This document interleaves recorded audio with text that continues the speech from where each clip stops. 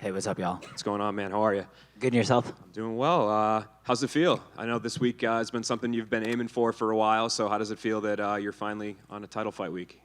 Man, it feels, I don't know, it feels unreal. God damn, you good, bro? Hey, good shit over there, Spilsberg. Excitement's getting to everyone. Yeah, damn. But cool, man. Yeah, I mean, you're 7 fights into your UFC tenure. You're already having a title fight. Is there a part of you that this came even sooner than you expected when you first signed up in the UFC? Yeah, when I first got to UFC, it just seemed like it was all happening so quick. But yeah, I don't know. I feel like I just had to learn some lessons along the way for sure. And it's like I do feel like it's like the trust the timing type of thing. So yeah, I feel like this is just all coming about all perfectly at this point in time. Yeah, and I guess does it feel any different going through this week? Is there more media, more of a spotlight? Do you feel it at all, or not really? Yeah, today is usually like a chill day for me on a normal like fight week, but I'm pretty much packed up to the bone with media, social media stuff, all that stuff. So yeah, it's definitely a little different, and it was cool just cruising up and down Vegas Strip and just seeing my face plastered everywhere, just seeing this poster and everybody on this card plastered all over the place was a real cool moment, honestly. One aspect that isn't foreign to you about this experience is your opponent. You guys have been in there before. So I guess kind of talk to me about him, the championship version of him, and kind of where he's at right now. What kind of fight are you getting in with on Saturday? Yeah, I'm getting in it with one of the most dangerous fighters in the UFC. Definitely one of the most dangerous fighters in the UFC flyweight division. He has finishing skills on the feet, on the ground, and yeah, very early on into camp, I had it put in my head that I got to put myself through hell to win this fight. Because to win this fight, and then in this fight, I'm gonna be dragged through hell, and I'm gonna drag him through hell, and I just had to be comfortable in that fire.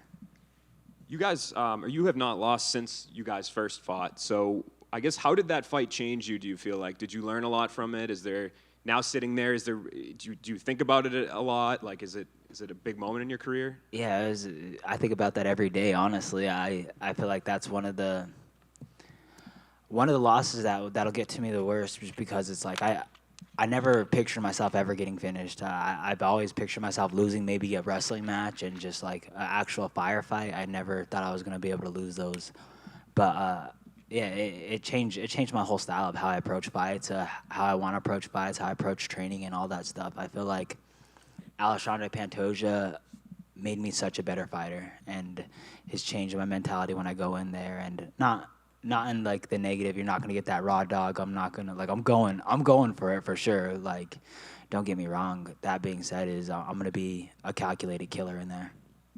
And how much do you feel like you've changed since that first fight, and how much do you think he's changed?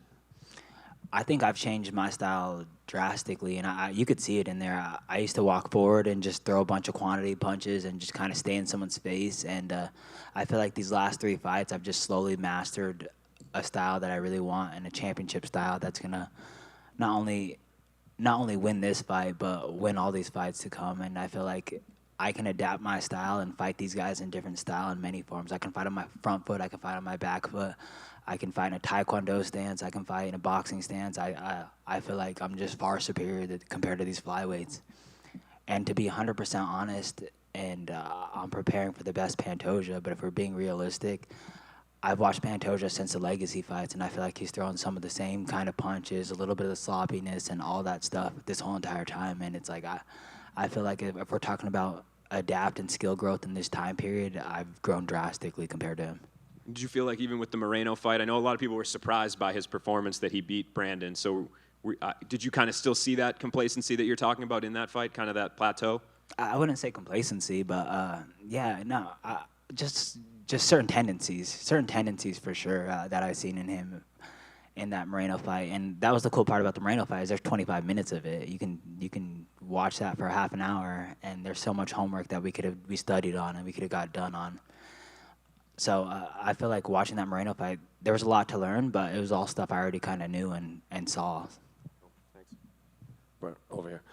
This change that you said after that first fight, like just your approach to training and everything, was that based off a conversation with coaches? Was that just like a conversation you had with yourself? Like was there a moment that kind of led to that change? Yeah. I'm surrounded by really like honest people and like open people and people who aren't afraid to hurt my feelings. And it was a conversation with coaches. It was a conversation within myself. It was a conversation with like my family and friends around me of just like, okay, why is this stuff happening? And it's just like, because honestly, like I feel like what lost me that fight is just like a like what I fuck up all the time. It's just like I rush things. I try to get to the finish line and all that thing. And like if that's doing the dishes or if that's in a fight, you know what I'm saying?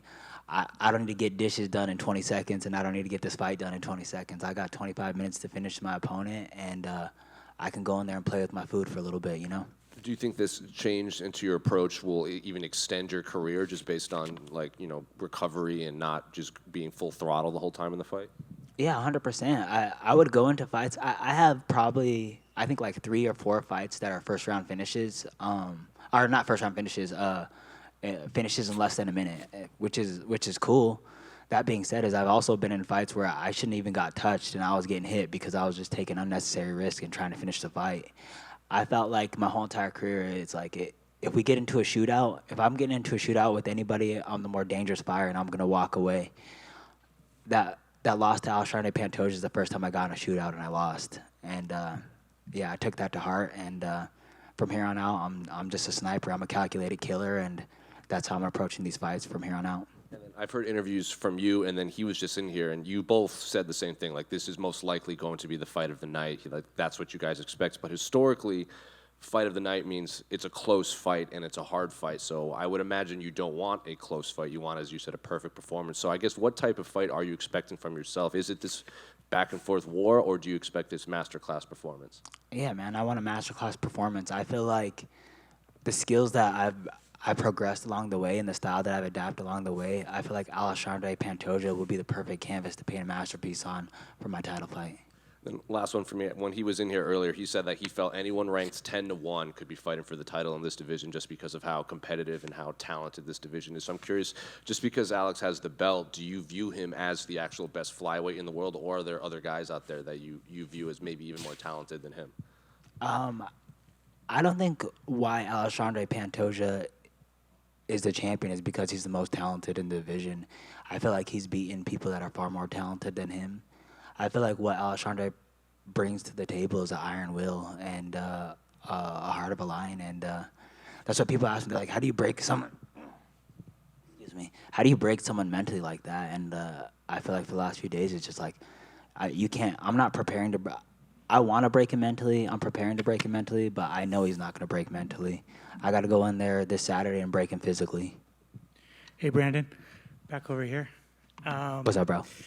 So, your UFC debut, you're crying in your post-fight interview saying you don't want to go back to work tomorrow. Fast forward, you're fighting for a title on Saturday. Can you kind of reflect on that? Yeah. I wasn't crying. I got eye poked, so I just want to make that very clear, Yeah, no, I think about that all the time. It's just especially like I was cruising the boulevard, the Las Vegas Strip, and just seeing my face plastered, and it was just like, damn, like I don't know too many other people's journeys except for like my team directly or like, but it took so much to get here. It took so much to get to the UFC, to get to the top 10, to fight for a belt. Is just like I don't think anybody knows what you have to put yourself through, the sacrifices you make along the way, the people you lose along the way, the moments you lose along the way. That is just like, man, it took so much to get here that this Saturday I'm going to take it all in and I'm going to give it everything I fucking have, and I'm just going to embrace this journey to the fullest because, this is a crazy moment, and this is like a once in a lifetime opportunity almost, On that same note, you were on the prelims your last fight. Dana said he fucked up. You said you were never going to be on the prelims again. Your next fight, your co-main event. Is that just... You want to know something really cool? And I forgot about this. Is last time we were cutting weight last time I fought Alexandre Pantoja, we were cutting weight at the quarantine hotel, and I was running on the treadmill, and then he jumped on the treadmill and ran next to me, and we didn't say anything to each other. We gave each other like a head nod or whatever. But the last words we said to each other was just like, "Bro, why are we not co-main event on this card? Why are we not? We're like we should be higher up on this card, and that was like something me and him said to each other, and it's just cool that 2 years later we're fighting for a belt for the co-main event. And finally, what would bringing the belt back to Factory X mean to you? So at my gym, I'm the longest student there, which is dope. I didn't even realize it until like this year, but it's like I'm the longest student that has been there. I've known Coach Mark for most of my life at this point in time, and I feel like the opportunities, the way I view my teammates as family member and all that together is just like, if I go out there and win this belt, I feel like I just improve all of our lives. I improve all of our opportunities.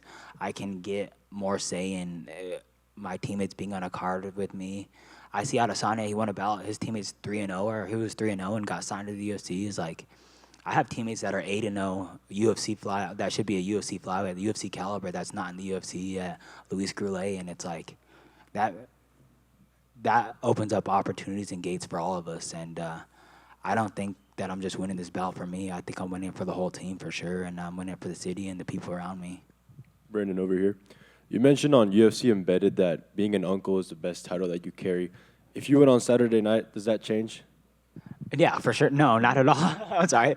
Yeah, no, nothing changes with that. Honestly, bro, and I have it in my head too. Just like, fuck the belt. I'm out for revenge, and I'm out for notoriety, and I'm out for respect. I feel like I've been getting shitted on since I've been in this, been in the UFC. I've been a classic fucking underdog every single one of these fights, and it's like on Alexandre Pantoja, I get me being the underdog for sure, but fuck the belt, bro. I'm out for revenge, and I'm out for respect. And I saw you mention the Legacy Fighting Days earlier. Both of you come from that promotion. Obviously, he came from the RFA banner, and you're from the LFA. I guess how cool is it to have two champs from that promotion now meet for the UFC belt?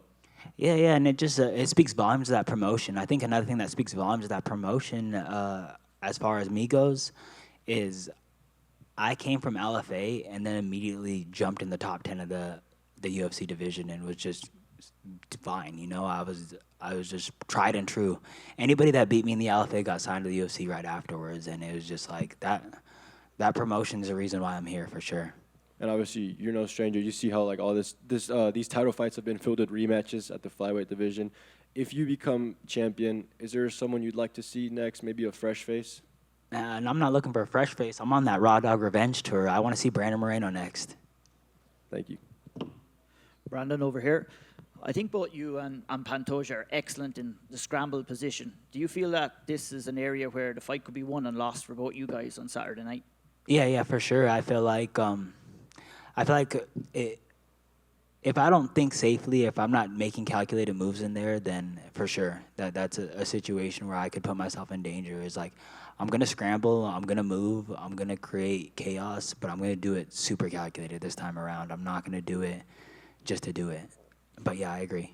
Is that what you kind of took from the first fight that you fought with Alexandre? Like, you know, maybe you could have been a little bit better in the scramble? Yeah, for sure, and just safer, and just thinking of like, just checking, crossing my T's and dotting my I's in the scrambles for sure, because I was just like scrambling, and so far, like, I've just been the better scrambler out of everybody. There's been zero consequences to some of the mistakes I was making in jiu-jitsu, and I didn't really respect too many people's jiu-jitsu as far as it goes in the UFC or in any MMA fight for sure. But yeah, Alexandre Pantoja definitely made me tighten up that game. I've been training with Michael Lier, who just won Worlds this last week, and that was like one of the first things that I did as soon as I lost that fight was I switched and trained with the all jiu-jitsu team, and that's been paying dividends. In your preparation, obviously this is 5 rounds. Have you had to change it up much? Are you worried about pace and stuff like that? Because but like similar enough to the scrambles, you guys set a pretty heavy pace in there as well. Yeah, it's not something I'm worried about. It's something that I welcome. I feel like I have like a Prefontaine mentality of just like a suicide pace is the best pace, and you know, Saturday will be a good day to die. You know. Thank you. Brandon, why do you feel back here that Pantoja is the perfect opponent for you to implement your new style against? I feel like Pantoja is an opponent that's gonna put us both in danger. I feel like Pantoja is gonna risk it all and not only put me in danger, but he's gonna put himself in a lot of dangerous positions. And I feel like if I'm just being calculated, I could capitalize all over that. And also wanted to ask, you said there's been a lot of changes. Were any of these changes that the coaches had possibly suggested previous that it took you having the setback to open your eyes kind of to what they were saying? Most likely, honestly, I don't know. Probably. All right, thank you. I appreciate you. And Brandon, so whose idea was it to roll around Vegas in the Classic? Oh, it was my videographer's idea. Yeah, I didn't.